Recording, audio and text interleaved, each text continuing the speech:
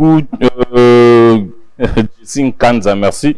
Merci à tous nos amis qui nous suivent de partout. Je vous dis un grand merci pour cette marque de confiance, mesdames et messieurs. Sous Pona Kuyangana, Mayangania Mokolu Alelo, Tokobeta Masolo, Ndenge, Tumesana Kobeta Masolo, Maye, mais sinon, le lot de différence, c'est-à-dire, il est vous allez débattre, et vous allez inviter mon Tokomeka Kokanisa, Naye, Ilongo, Pona Makambeta Limboka Nazali, na awa na plateau na ngai na maître Armando Kekaoya, juriste, analyste politique. Bonjour monsieur John. Bienvenue chez nous. Merci beaucoup d'avoir pensé à moi aussi. Merci beaucoup. Alors, Tozo Beta Masolo Yamboka, déjà actualité, ils allaient dominer. Naba accord, ils allaient signer le 27 juin 2025 à Washington entre parti congolaise na parti rwandaise. Yo l'analyste politique Oyamba Kiyangondengeni. Donc, c'est bien. Je salue d'abord tous les téléspectateurs qui vont nous suivre. Nakosenga été tolanda émission avec beaucoup d'altruisme à Bolingo. Na attachement à makambo etali mboka na biso. Po mboka eza ya biso nyonso. Mboka eza ya moto te. C'est pour cela que tous en a liberté à commenter na makambo etali mboka na biso. Comme ça la analyse avec toute objectivité, avec liberté et avec intelligence. Parce que objectivité maintenant, liberté et coquille cause à la tête, ce qui est intelligence exacte. C'est ça. Donc vous allez, pour ceux qui ne seront pas satisfaits peut-être, j'aurais voulu, base à la tolérance, si quelqu'un ne se sentira pas satisfait, Tozali Nambo Kanabiso, les débats sont ouverts pour que nous venions cette fois-là déballer autoyebi na autoyebité, puisqu'on continue d'apprendre. C'est ça. Je suis en train de raisonner quand j'ai vu l'accord partant de préambule. Et accord wana ti nasuka nabanex nango selon le document qui m'avait été envoyé. J'ai vu, c'est un document de 70 pages. Ok. Donc c'est très volumineux. Pour nakosili sana banex nango ya kotanga mais contrat yango moko, l'accord lui-même, nous l'avons lu et relu. Pour autant que Totanga qui préambule et selon les études, comment faire résumer un document, on commence d'abord à comprendre le préambule. Le préambule qui annonce le corps de l'engagement ou le corps de la convention, fait des références à plusieurs rencontres de Nairobi, d'Angola, et fait appel normalement à une guerre ou à l'insécurité qui gêne le pays au niveau de nos provinces de l'Est. Mais nulle part dans ce préambule on a parlé ou on a défini ce qu'on attend par l'agression. Parce que la question était majeure, c'est la question de situer le Rwanda comme pays agresseur. Ça c'est la question du Congo, que le Rwanda agresse le Congo. Alors en lisant déjà l'accord, nous n'avons pas vu où l'on a situé que considérant que la République du Rwanda, État agresseur de la RDC, on aurait dû voir déjà ce paragraphe qui devrait définir le corps de l'accord sur la qualité au Rwanda que Rwanda a agressé Bisso. Malheureusement, c'est pas le cas.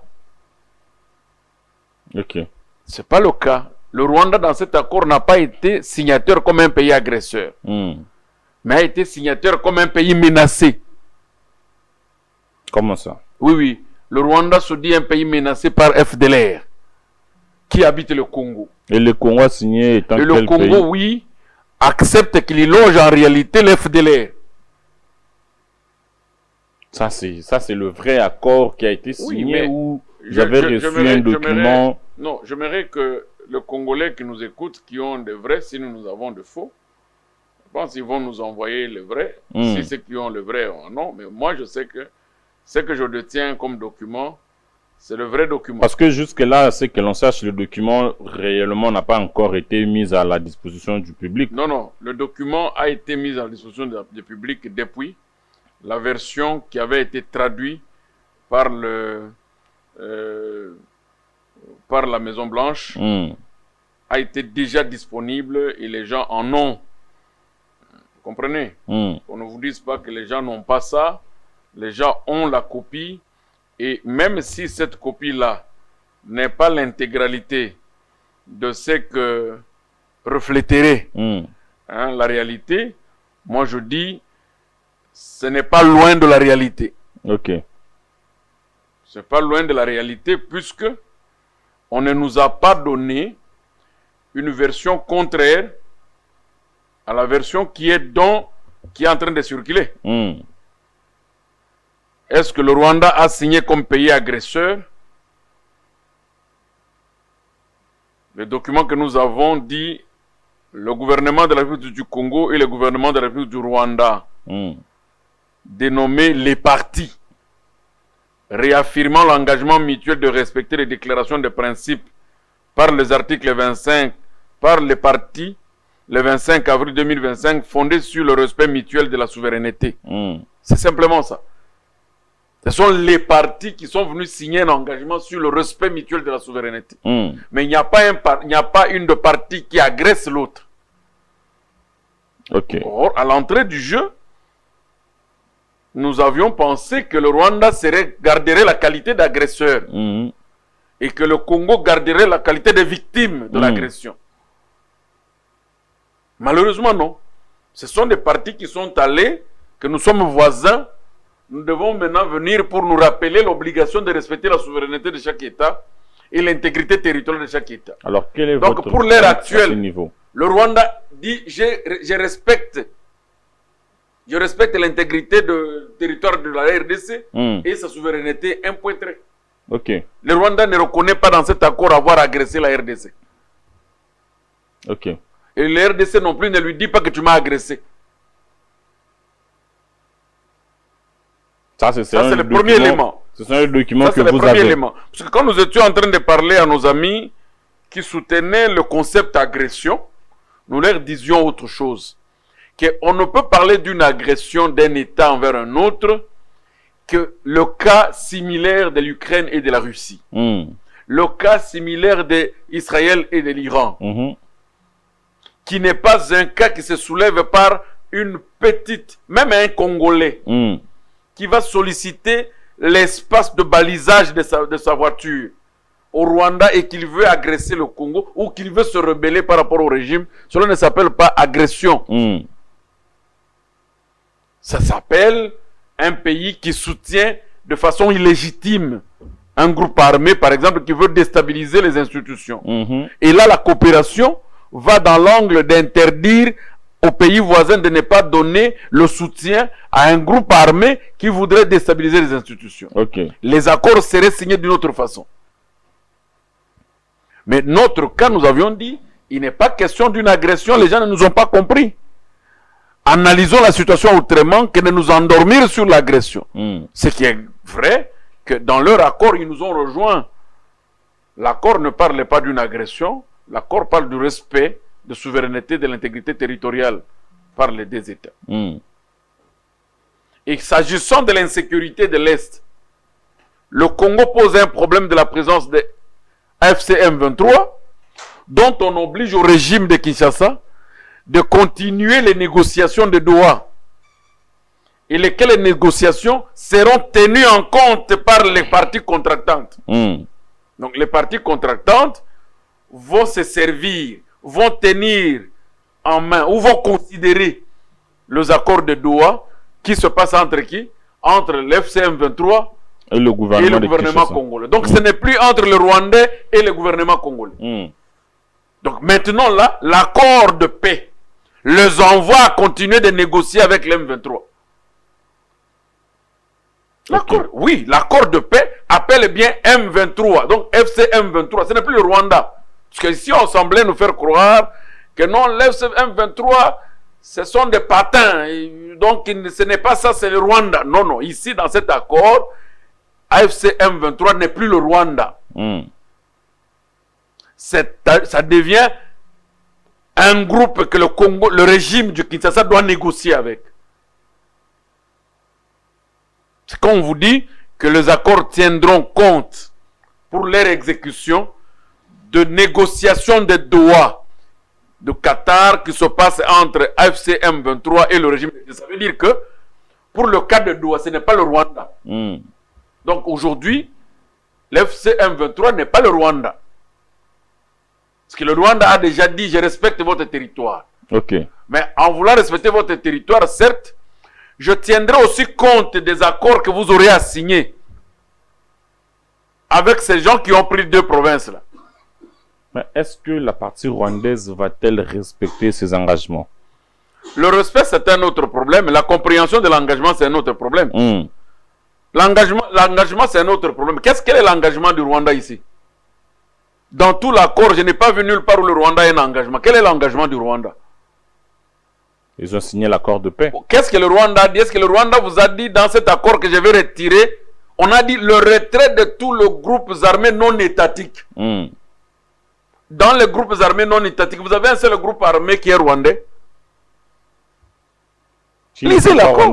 On a écrit dans l'accord. Moi, je ne lis pas, je ne veux pas aller dans les spéculations en dehors de l'accord. L'accord, le retrait de tous les groupes armés non étatiques. Alors, quel est le groupe armé non étatique qui s'appelle le Rwanda? Si c'est FCM 23, non. L'FCM 23, on vous dit, allez négocier avec eux à Doha. On vous envoie déjà. Allez parler avec eux. Et nous tiendrons compte des accords que vous aurez à tirer de Doha. Donc, automatiquement, l'FCM 23 n'est plus un groupe armé non étatique. Mais pour d'autres groupes armés non étatiques, entre autres le Wazalendo, les Maïmaï, ce sont des groupes armés non étatiques dont il faudrait faire taire à l'Est. Vous comprenez, vous comprenez la philosophie de l'accord. Le Rwanda n'a pas l'obligation que de sécuriser l'intégrité territoriale de son territoire et respecter la souveraineté de la RDC. Comment il va le respecter? En restant dans la frontière et en composant une commission mixte de sécurité afin que l'FDLR ne puisse pas l'attaquer. Mais pourquoi dans ces accords ici, le Congo n'a pas obligé le Rwanda d'aller négocier avec l'FDLR, comme eux aussi nous ont obligés d'aller vers AFC? Pourquoi? Les FDLR là qu'on accepte aujourd'hui au Rwanda, au Congo. Mais nous avions déjà donné des déclarations depuis longtemps que le Congo n'héberge aucun militaire FDLR. Regardez avec une analyse rationnelle. L'FDLR, c'est une armée qui s'est rebellée depuis 1994. Ils ont pris l'Est du Congo avec l'AFDEL. Le Rwanda était derrière l'AFDEL. Ils ont géré l'Est du Congo pendant beaucoup d'années avec Mouzé. Ils vont prendre encore l'Est du Congo avec RCD. RCD Goma, Ils vont gérer l'RCD Goma, l'Est du Congo entre leurs mains avec leurs alliés RCD Goma depuis beaucoup d'années. Où resteraient ces militaires FDLR au moment où le régime rwandais actuel gérait ou co-gérait l'Est de la RDC? Où resterait le FDLR? Pourquoi plus de 30 ans après, on vient accepter que oui, nous acceptons que l'FDLR reste au Congo et on va faire des commissions mixtes de sécurité avec le Rwanda pour traquer? C'est-à-dire, imaginez-vous demain, le Rwanda peut mettre quelques chasseurs sur le parc. Ces chasseurs-là donnent des balles. Ils vont vous dire, non, nous sommes menacés par l'FDLR au niveau de votre parc de Virunga. Nous devons entrer au Congo puisqu'il y a l'FDLR. Regardez l'accord. Vous avez juré de nous protéger contre ces FDLR. Or, ce sont les mêmes militaires qu'ils ont mis là-bas. Ce sont les mêmes militaires qu'ils ont mis là-bas, qui donnent quelques coups. Non, on est menacé. Non, soyons sérieux. Pourquoi nous devons nous endormir? Alors, dans ces cas, que faut-il faire? Non, mais écoutez, quand on est empoisonné, on n'a qu'à prendre un traitement. On n'a qu'à prendre un traitement que mes amis et mes frères compatriotes, vous essayez de me pardonner. Excusez-moi, peut-être le thème peut être dur. Quand on est empoisonné, on ne peut que prendre un traitement.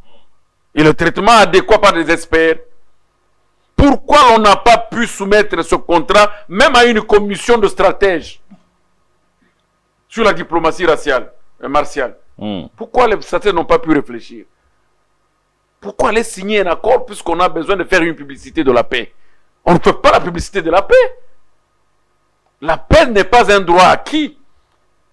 La paix n'a jamais été un droit acquis. La paix, c'est un combat perpétuel. On ne fait jamais la publicité de la paix. Merci beaucoup, Donc, Maître Armand. Il y a beaucoup de choses à dire sur cet accord qui, en définitive, c'est un accord où le Congo se trouve à 90% perdant, que ce soit sur le plan économique. Les États-Unis posent des conditions de sécurité de ces investisseurs. Le régime de Kinshasa va-t-il aller sécuriser un investisseur à l'Est au moment où il n'est pas gestionnaire de l'Est? Non. Et si ces investisseurs vont venir, le pays est classé parmi les pays les plus corruptibles. Les entreprises américaines vont s'installer dans un pays qui a la corruption? Non. Et dans quel pays ces investisseurs vont aller résider? Au Rwanda. Dans quel pays on rassure à ces investisseurs américains la sécurité? Au Rwanda. Dans quel pays on leur rassure la justice? Au Rwanda. Le Rwanda étant partie prenante de cet accord, et que le Congo a déjà un accord d'exploitation conjointe de minerais avec le Rwanda, les investisseurs vont aller s'asseoir. Ça reste à vérifier. Donc, merci vous dire que beaucoup. même sur le plan économique, après la lecture des accords, le Congo est à 90% perdant. Je demande à mes frères de comprendre cette analyse. S'il y en a qui peuvent nous contredire, nous sommes là pour attendre le débat contraire. Mais néanmoins, les États-Unis ont commencé à poser des problèmes de sécurisation de ces investisseurs et l'assurance sur la justice et qu'un État qui n'est pas corruptible. Entre-temps, tous ces trois critères-là, aucun critère ne repose sur le Congo, puisque aujourd'hui le Congo, le régime de Kinshasa ne gère pas l'Est du pays. Donc la question de sécurité, il ne peut pas le rassurer que je vais vous sécuriser quand vous allez arriver à Goma. Deuxième question, la question de la corruption. Il ne va pas rassurer aujourd'hui aux États-Unis que mon pays n'est pas corruptible, puisque nous appelons déjà la corruption ici, la rétrocommission, COP et consort, tout ça. Tantôt on légitime certains actes.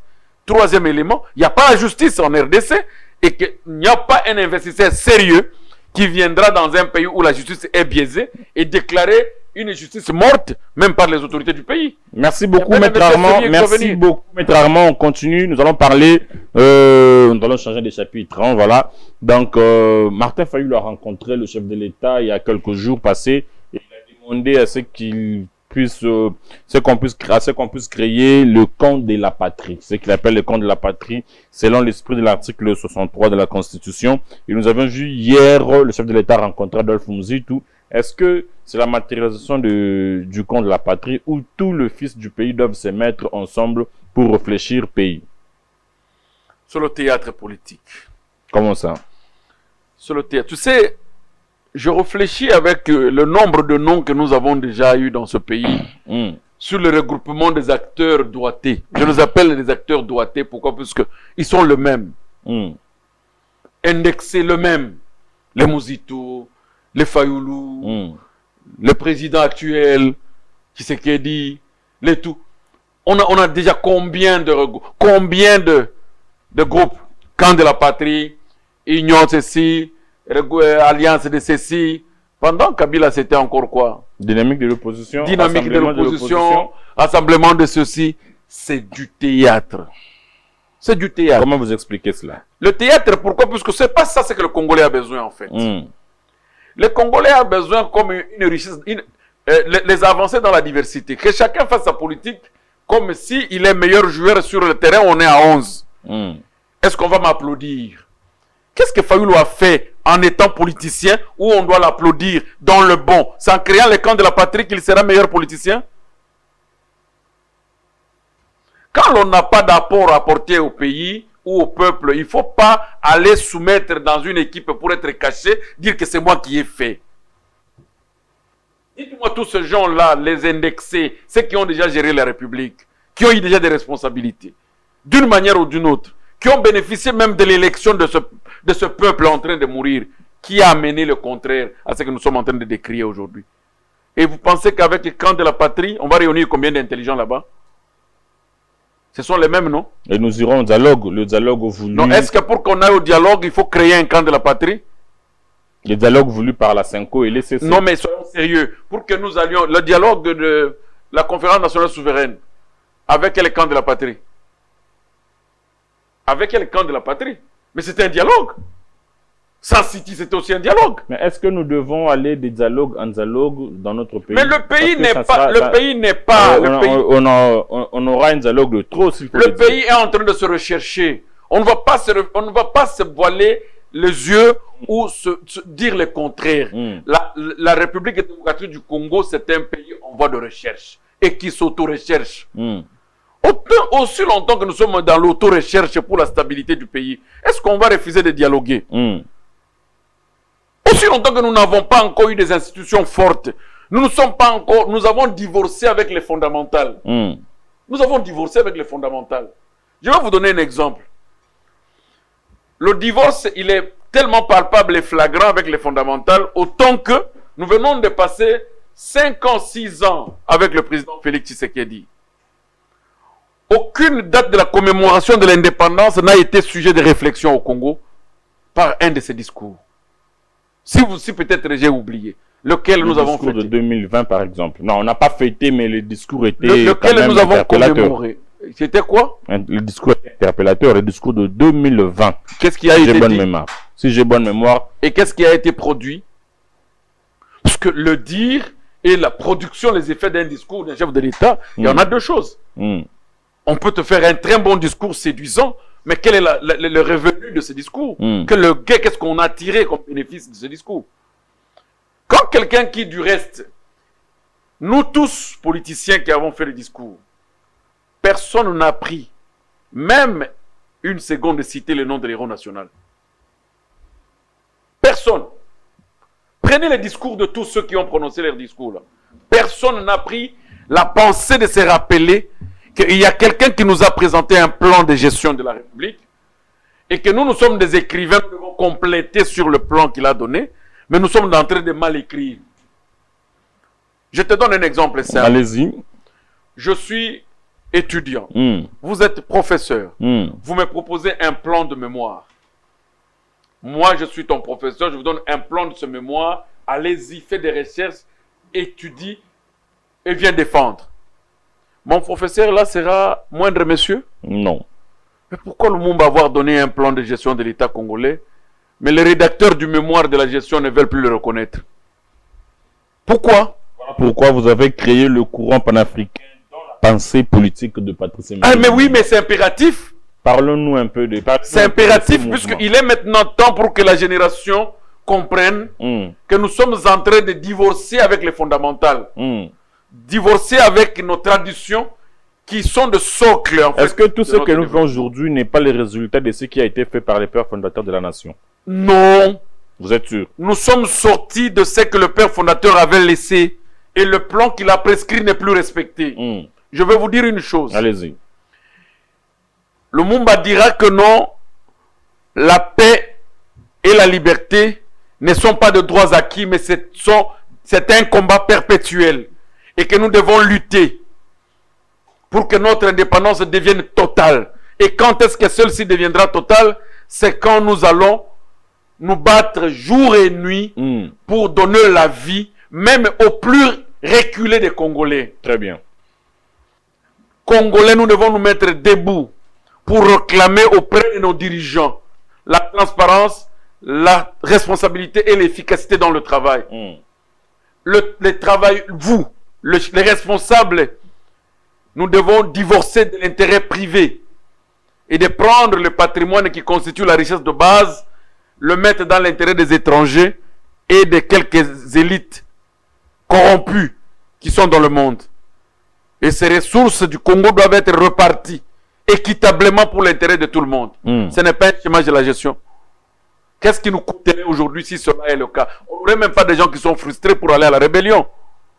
Si ce quelques mots... frustré, ça ne manquera jamais, maître. Non, s'il vous plaît. Vous n'allez pas me dire aujourd'hui que ces frustrations avant 1960 qui constituaient un combat idéal pour la liberté, il y a eu des frustrations d'aujourd'hui. Il y a eu d'autres qui ont voulu. Ce sont des diviser le manipulations, Congo. il a déclaré ceci, ce sont des manipulations de la colonisation qui ont à réussir de diviser les Congolais en leur promettant de cadeaux irréalistes. Que comptez-vous faire avec le courant panafricain de la pensée politique de Lumumba? Le courant panafricain dans la pensée politique de Patrice Emery Lumumba vient simplement rappeler à l'Afrique tout entière que l'indépendance qu'avait lutté Lumumba n'était pas simplement une indépendance du Congo ou une liberté acquise pour que le Congo croise les bras, mais c'est une indépendance pour l'unité africaine.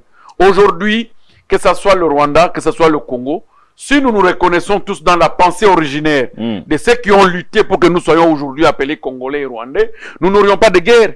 Mais malheureusement, nous sommes restés sous la conduite des étrangers, des Occidentaux, qui continuent, qui sont venus dans une autre forme pour nous coloniser.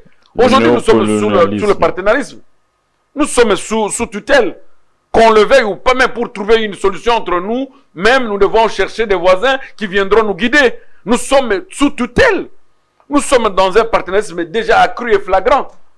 Quelle forme de colonisation vous voulez qu'il vienne encore? Nous sommes colonisés et qu'en étant colonisés, le Lumumba revient dans une autre pensée philosophique pour dire aux Congolais et aux Africains que nous n'accepterons plus cette forme de colonisation qui vient encore rendre l'Africain et le Congolais esclaves chez soi.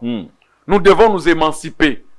Et pour nous émanciper, nous devons nous servir de l'héritage. Le courant panafricain dans la politique de Lumumba, est-ce un parti politique, un mouvement citoyen? C'est une association, c'est un mouvement qui est simplement pour la conservation des acquis et de l'héritage que nous revendiquons, qui doit être mise devant et que tous nous puissions être derrière.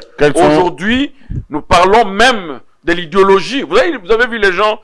Nous avons mis des millions et des millions, ça je prends comme en terme d'exemple, pour amener la dent. On a parlé d'une dent de Patrice Emery Lumumba qui serait venue de la Belgique au Congo, qui serait venue, puisque jusque-là, il n'y a pas un ADN, il n'y a pas un test médical qui a prouvé que réellement c'était sa dent.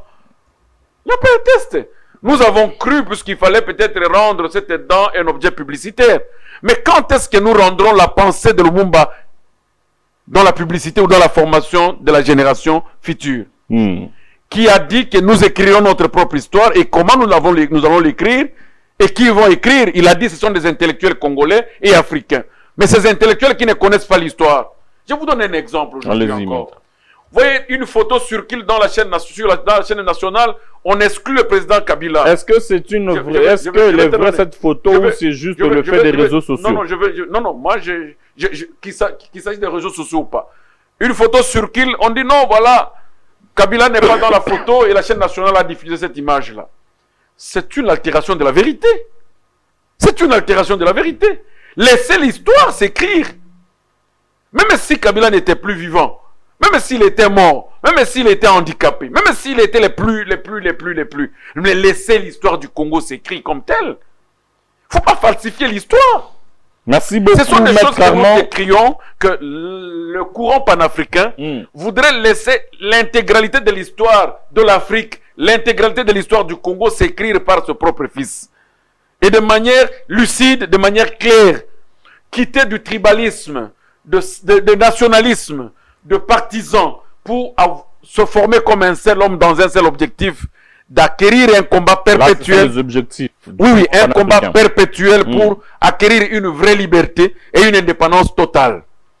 C'est la meilleure façon que nous pensons que la génération actuelle doit prendre un réveil. Que pensez-vous de ceux qui disent que c'est le prophète Simon Kimbangu qui est le père de l'indépendance? Non, Simon Kimbangu n'était pas père de l'indépendance, au moins qu'ils nous disent qu'il devenait politicien que religieux. Il avait prophétisé sur l'indépendance de l'Afrique tout entière. Oui, mais c'est la même chose qu'aujourd'hui, vous allez partir aux États-Unis, vous trouverez, on parle de Wario Branham, qui avait aussi à son tour des prophéties. Ils sont ici, voilà. Les Branhamistes. Donc, automatiquement, ceux qui ont ce langage veulent assimiler Kimbangu à un politicien. Or, Kimbangu n'a pas été un politicien. C'est comme aujourd'hui, nous voyons des associations d'églises de réveil qui vont former la CENI, qui font des débats en public. Ils ne sont pas politiciens. Nous voyons aujourd'hui l'église catholique qui appelle les peuples congolais à se mettre autour d'une table, mais en ne se faisant pas politicien. Cela ne veut pas dire que... Mais ils sont dans tout ce qui est politique. Non, mais ça ne veut pas dire que Kimbango a été dans le combat de l'indépendance. Puisque en 1959, dans la conférence devant l'université sénégalaise, au Sénégal, Lumumba a commencé les combats. Posez-vous la question aujourd'hui, que Lumumba a une photo au niveau de l'Éthiopie comme le père de l'Union africaine, qui est né en 63, tandis que lui, il est mort avant. En 61. Puisque déjà depuis 58, il était dans le combat de l'unité africaine. Il a fait naître dans la philosophie déjà qu'est-ce qu'on attend par la valeur de l'homme noir, comment l'homme noir doit se battre pour devenir un seul Afrique, un seul peuple. Et il a parlé ici en RDC que ce combat ne date pas d'aujourd'hui et n'arrêtez pas ce combat demain, puisque cette liberté que nous cherchons aujourd'hui n'est pas un droit acquis, mais c'est un combat perpétuel de génération en génération. Mais arrivé à un certain niveau, le combat est abandonné, nous retournons encore chez les colons pour qu'ils matent encore sur nous, qu'ils viennent prendre nos richesses, qu'ils dirigent notre politique, qu'ils dirigent nos élections. Donc pour qu'on se dise élu, il faut que l'Occident t'accepte. Pour qu'on dise que c'est un bon président, il faut que tu sois acclamé par l'Occident. Non, c'est une forme de colonisation politique qui est revenue. Alors qu'est-ce que nous devons faire à l'heure actuelle? Il faut avoir une génération consciencieuse. Il faut mettre l'idéologie de Lumumba dans les écoles pour la formation. Pourquoi nous ne pouvons pas mettre des moyens, des millions qu'on a transportés là-dedans, si on nous aurait remis, nous, la coordination de courant panafricain pour les pensées politiques. On aurait exprimé tous les discours de Lumumba, les exploiter, les faire des analyses, pour que les enfants les mémorisent, même comme des récitations. Il n'y en a même pas partout, même sur Internet, il n'y en a pas beaucoup. Voilà. Nous sommes arrivés à la fin. Maître Armand, votre mot de la fin. Le mot de la fin, je suis révolté, puisque nous sommes retournés dans le joug de colonie, qui, on ne peut rien décider sur notre pays, il faut que le voisin vienne décider à notre tour. Nous arriverons à un moment où nous allons laisser notre propre lit, on ne met pas de drap de lit, il faut attendre le voisin venir nous arranger le lit. Oui, arriverait un moment où nous n'allons plus passer nos assiettes pour manger, on va attendre que les assiettes de voisins viennent, puisque ce sont des assiettes qui sont jugées très propres. Non. Ça, c'est le comportement congolais, non. Le consommateur congolais qui non, que nous disons non. Vendu par l'étranger et de bonne qualité. Le Congo a sa potentialité autonome que nous devons nous servir. La richesse que nous avons reçue de nos aïeux, la tradition qui a été à un moment donné taxée par les religieux comme la sorcellerie.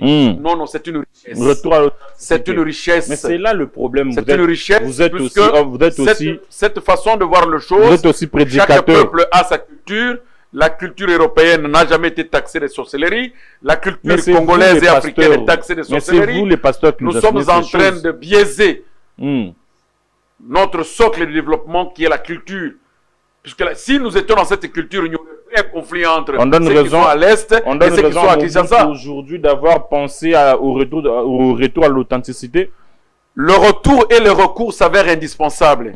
Puisque si nous étions dans le voie de retour et de recours à ce qui est authentique, ce qui est traditionnel, il n'y aura pas un conflit entre les nationalités où l'autre vient de telle mère, l'autre vient de tel père. Vous êtes pasteur, donc Maître nous Armand, sommes là. Je suis pasteur, je te le dis vrai. C'est vous le pasteur. Vous imaginez avant que moi je devienne pasteur. Vous nous montrez notre coutume comme étant la sorcellerie. Non, non, nous n'avons jamais parlé dans notre doctrine que la coutume est une sorcellerie. Mais c'est une religion qui était importée, qui est venue nous parler que tout ce que vous avez, vous, Africains, c'est de la sorcellerie. Merci beaucoup. Vous comprenez? Donc pour ça, moi je dis un autre jour, nous viendrons décortiquer la valeur de la tradition et de la culture qui est notre culture propre, afin que nous allions de l'avant. Moi, je pense que nous devons faire tout pour que nous devenions totalement indépendants, en gardant et privilégiant la pensée fondamentale de Patrice Emery Lumumba. C'est ainsi que nous serons libérés si nous avons une génération révolutionnaire qui va dire non à cette domination occidentale qui revient dans une autre forme. Merci beaucoup. C'était Maître Armand Lokeka, analyste politique, juriste, il faut le préciser. Il n'aime pas qu'on le dise, ben voilà, je l'ai dit quand même, j'ai péché. J'ai péché, c'est pas mal. Pardonnez mes péchés, donc il a fallu le dire quand même. Merci d'être venu. Nous pensons vous retrouver la semaine prochaine. Merci beaucoup, Monsieur John. Je suis disponible. Et les questions de l'État et de la République nous passionnent et nous sommes là pour ça. Merci à tous ceux-là qui nous ont aidés à réaliser cette émission. Jessin Kanza, Moïse Bichi, mon ami, le nom m'a échappé, voilà. Ted Mouyaya, merci beaucoup. On se retrouve demain avec le même plaisir. Du Congolais qui